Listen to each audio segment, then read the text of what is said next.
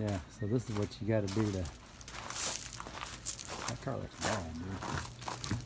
Got some grass growing out of it. I got the new lens in the house. Oh, man, but this is what it takes to get that out. Direct connection.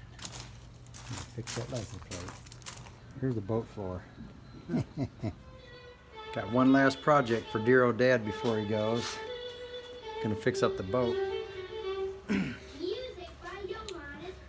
Got to put a new floor in it. It was 2 years ago we fixed the carburetors on the engine, got it going.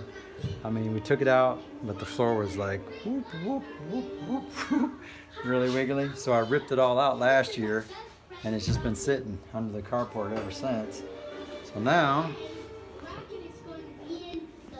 test fitting a piece of 3/4 inch exterior plywood. And we're gonna fill all this in.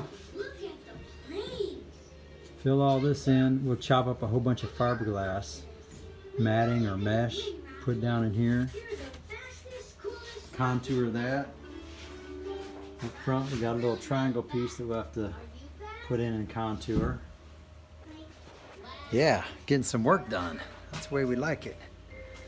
Man, still kind of amazed about how that popped out.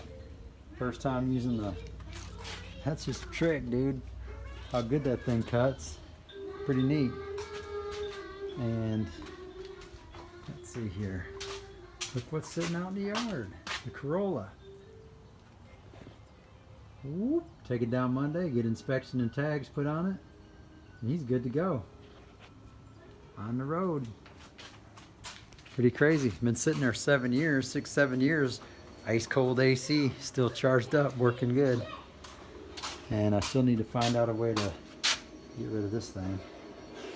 Sell it for $100 or something, who knows. Anyway.